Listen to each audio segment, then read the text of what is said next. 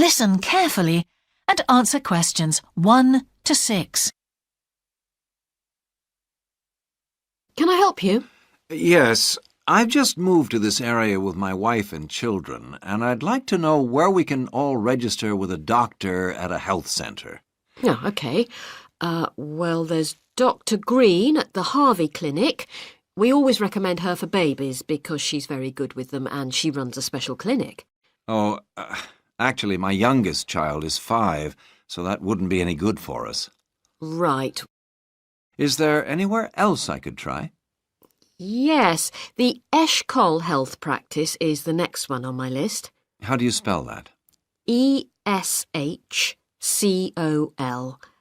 And it's Dr. Fuller who has space on his list. The clinic only opened a year ago, so the facilities are all very modern. That sounds good. And it's particularly good if you're busy during the day because they also do appointments in the evening. They're closed on Saturday, though. The only other place on the list is the health centre on Shore Lane. You can register with Dr. Gormley. That's Gormley. He's new there, but the centre has a very good reputation. Oh, yes, I think I know the road. That would be the best one. Thanks. Could you tell me, will all their services be free? There are usually some small charges that doctors make. Let me see what it says about the Shore Lane Centre. If you need to be vaccinated before any trips abroad, you won't have to pay for this. What else? The Sports Injury Treatment Service operates on a paying basis, as does the Nutritional Therapy Service. Some health centres do offer alternative therapies like homeopathy as part of their pay-to-use service. Shore Lane are hoping to do this soon. I think they may start with acupuncture. Oh. And finally, if you need to prove you're healthy or haven't had any serious injuries before a new employer will accept you, you can get a free fitness check-up there. But you'd most likely have to pay for insurance medicals, though. Okay, thanks. Before you hear the rest of the conversation, you have some time to look at questions 7 to 10.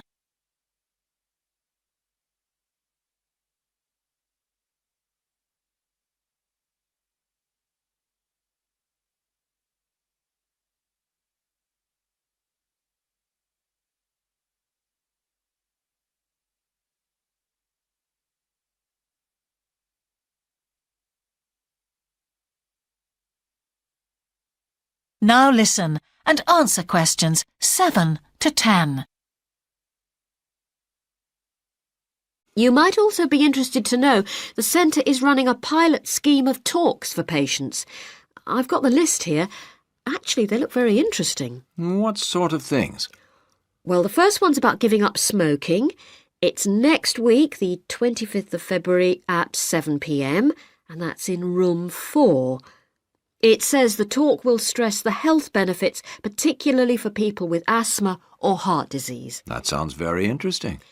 There's also a talk for families with children. It's on healthy eating and takes place on the 1st of March at 5 o'clock. Will that be at the health centre?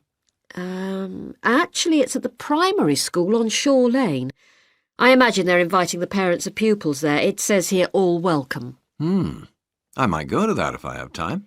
There's a couple of other talks. One giving advice about how to avoid injuries while doing exercise. It's on the 9th of March. Oh, it's a late afternoon talk at 4:30, and it'll be in room 6. It also says the talk is suitable for all ages. And finally, there's a talk called Stress Management, which is on the... That is the end of section 1. You now have half a minute to check your answers.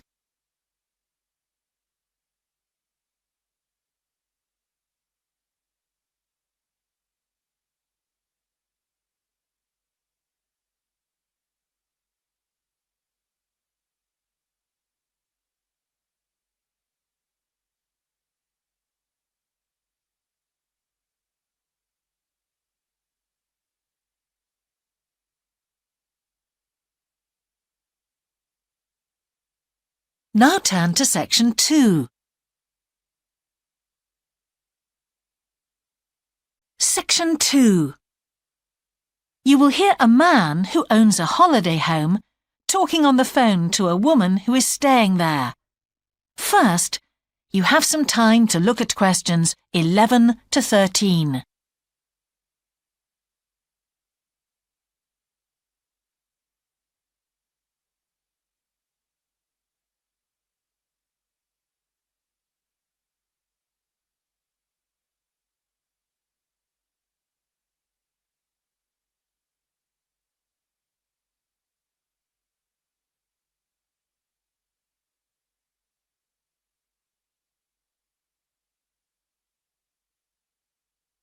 Now listen carefully and answer questions 11 to 13. Hello? Hi, it's Laura Carlton here. We've just arrived at the holiday flat, but I can't get the hot water and heating to work. Oh, right. That's easy. Don't worry. In the upstairs cupboard, you'll find the water heater. You'll see 3 main controls on the left at the bottom of the heater. The first one, the round one on the far left, is the most important one for the heating and hot water. It's the main control switch. Make sure it's in the on position. The switch itself doesn't light up, but the little square below will be black if the switch is off. That's probably what's happened. It's got switched off by mistake. The middle one of these 3 controls, you'll see it's slightly larger than the first one, controls the radiators. If you feel cold while you're there and need the radiators on, this needs to be turned to maximum. The last of the 3 controls, the one on the right, is usually on about a number 4 setting, which for the water in the taps is usually quite hot enough. Below the heating controls in the middle is a small round plastic button. If there isn't enough water in the pipes, sometimes the heater goes out. If this happens, you'll need to press this button to reset the heater. Hold it in for about 5 seconds and the heater should come on again. Then there's a little square indicator under the 3rd knob that's a kind of alarm light. It'll flash if you need to reset the heater. It sounds complicated. I'm sure you won't have any problems with it. There should be some more instructions on the side of the heater. Call me back if you can't make it work. OK. Before you hear the rest of the conversation, you have some time to look at questions 14 to 20.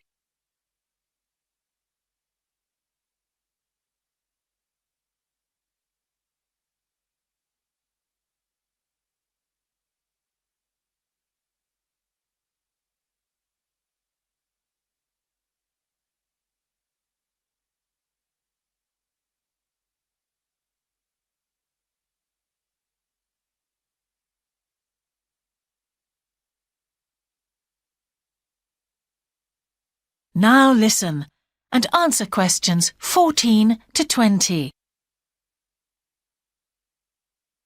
While you're on the phone, we haven't managed to find a few things we need, like extra pillows for the beds and some washing powder. Is there any here? Pillows, yes. If you look in the cupboard, the large white one upstairs, to the left of the bathroom door, there should be 4 or 5 on the top shelf. And if you want to do some washing, there's some powder for that, probably by the back door. There's a kind of shelf there above the sink. In fact, I'm sure there's some there in a large blue box. You need about half a cupful for each wash. Oh, and that reminds me. The spare key to the back door is hanging on a hook on the wall by the sitting room window. Please make sure to put it back when you've used it. The previous guest lost it in the garden and I had to get another one made. And if you have any trouble with the lamps, you'll find some spare bulbs in a large cardboard box. It's on top of the washing machine with all kinds of useful things in it. Oh, and another thing I forgot to mention when we last spoke. Yes? I've left you a local map so you'll be able to find your way around easily. It shows the whole area. I put it in the top drawer of the chest under the TV in your bedroom. There's a whole file of local information in there too. Thanks. What about visiting the town? Can you give us any advice? Yes, you'll need to take the car. It's too far to walk from the flat, really. You have to pay to leave your car in all the car parks now, I'm afraid. I like the one that's by the station best, and you can walk to the town centre from there in 5 minutes. That's where all the best restaurants are. But if you want a takeaway, the Italian one does really good pasta and pizzas. Call 732281 for that one, or 766119 for the Chinese. They're both good, and they'll both deliver to the flat. As for places to visit, yes, do go and see the Railway Museum. The exhibition is small, but really good. It gets very crowded on Sundays, so I suggest you visit it on a quieter day, later in the week, but not on Thursdays, which is market day. You won't find anywhere to park, and it's also the only day of the week when they're not open. Anything else? Not for the moment. Thanks. That is the end of section 2. You now have half a minute to check your answers.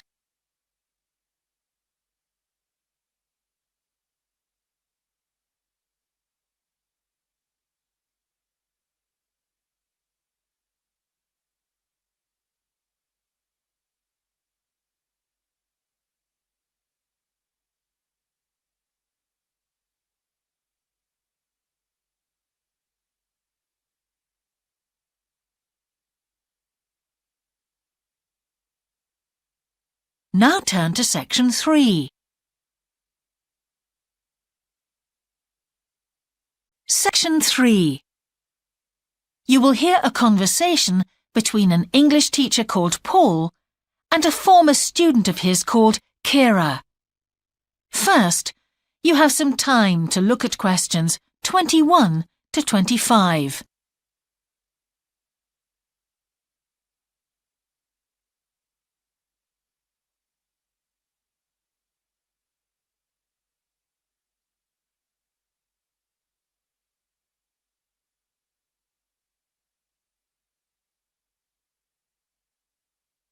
Now listen carefully and answer questions 21 to 25. Hello, Kira. How are you? Fine, thanks, Paul. How are you? Well, thanks. It's good to see you. It must be 12 months since you did our course. That's right. It's nice to come back and say hello. What course did you enroll in? Actually, I went straight into third-year pharmacy. They credited me with 2 years, which probably made it more difficult for me. On the other hand, you were lucky to be granted credits. Is that why you chose the course? Yes, and as I'd already finished a course in it in my country, I thought it would be easier if I studied something I already knew. I didn't realize you went into third year. I thought you started in first year. No wonder it was so hard. And what do you think is one of the big differences between studying at a university here and studying in your country? Well, I found it very difficult to write assignments because I wasn't familiar with that aspect of the system here. The main problem is that the lectures expect you to be critical. That made me feel really terrible. I thought, how can I possibly do it? How can I comment on someone else's research when they probably spent 5 years doing it? I think a lot of people who come from overseas countries have similar problems. But after a while, it became easier for me. People expect you to have problems with the process of reading and writing, but in fact, it is more a question of altering your viewpoint towards academic study. How was the content of the lectures? Was it easy for you? I didn't really have many problems understanding lectures. The content was very similar to what I'd studied before. And what about the lecturers themselves? Are they essentially the same as lecturers in your country? Well, actually, no. Here they're much easier to approach.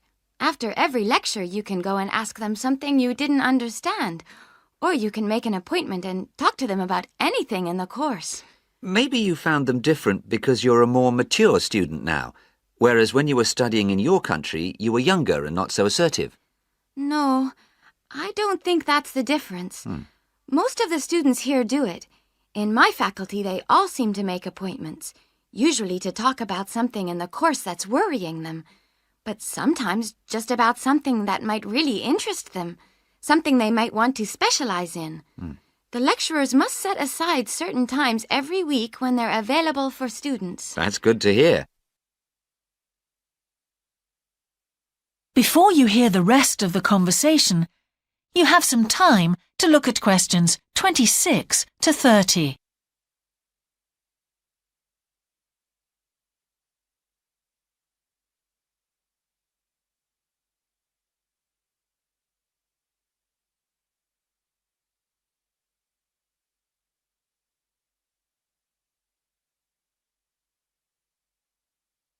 Now listen and answer questions 26 to 30.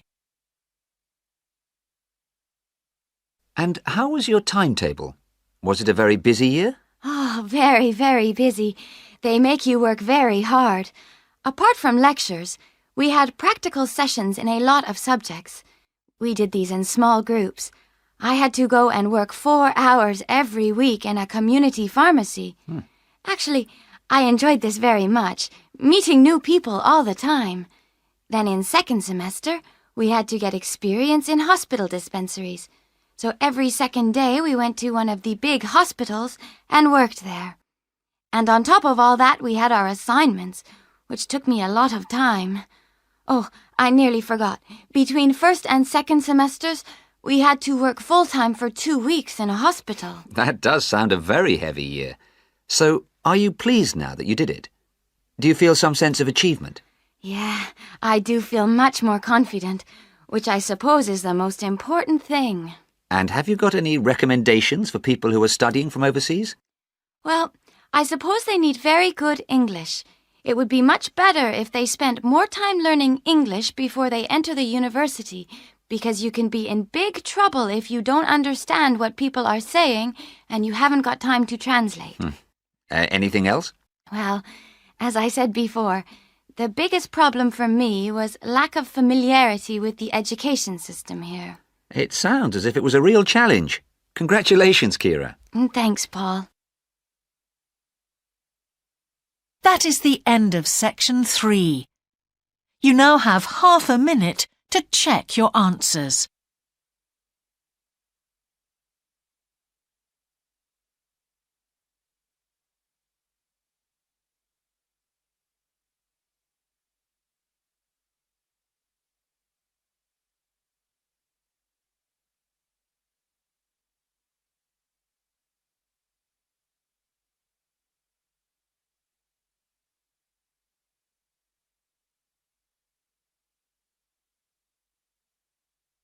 Now turn to section 4.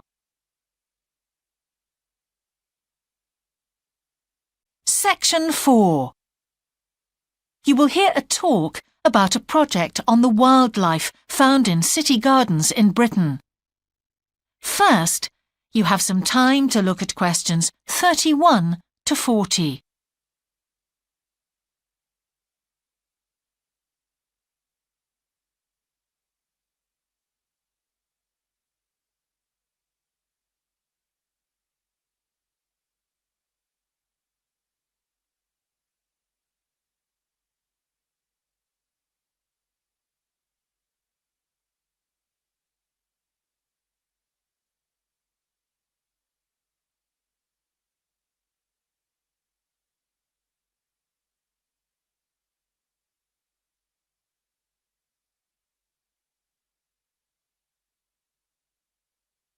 Now listen carefully and answer questions 31 to 40.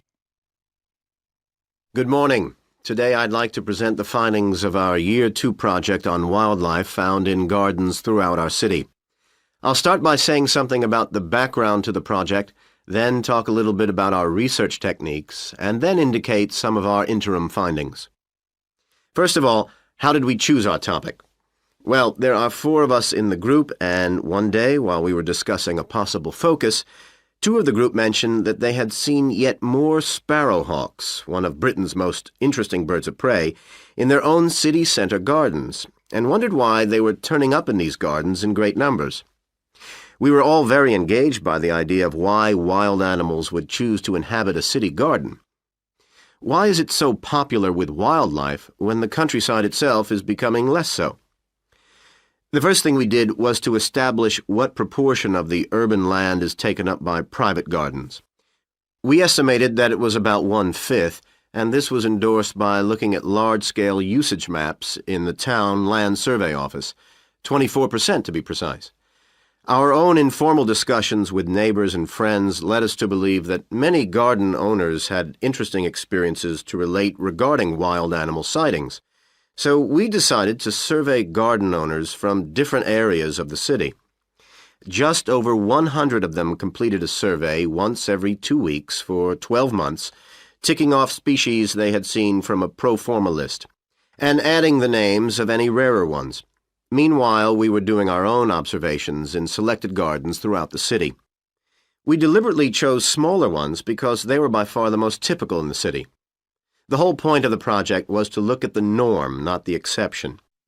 Alongside this primary research on urban gardens, we were studying a lot of books about the decline of wild animals in the countryside and thinking of possible causes for this. So what did we find? Well, so much that I just won't have time to tell you about here. If you're interested in reading our more comprehensive findings, we've produced detailed graphic representations on the college website, and of course any of the group would be happy to talk to you about them. Just email us. What we've decided to present today is information about just 3 species because we felt these gave a good indication of the processes at work in rural and urban settings as a whole.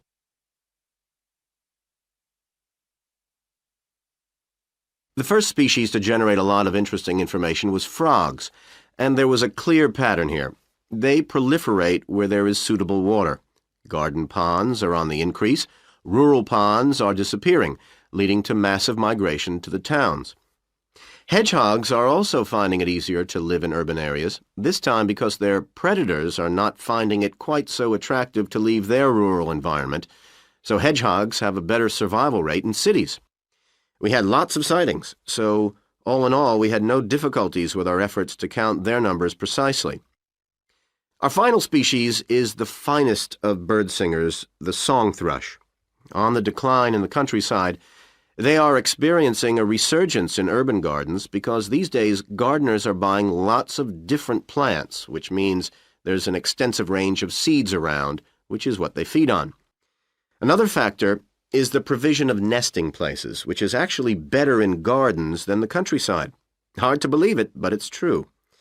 Incidentally, we discovered that a massive new survey on song thrushes is about to be launched, so you should keep an eye open for that. Now, I'd be happy to answer any questions you may have. That is the end of section 4. You now have half a minute to check your answers.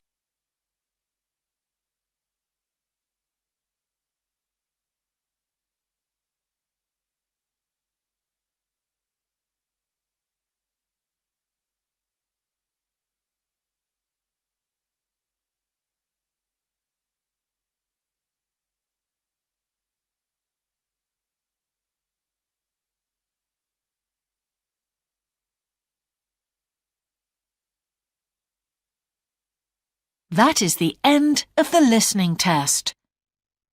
In the Ielts test, you would now have 10 minutes to transfer your answers to the answer sheet.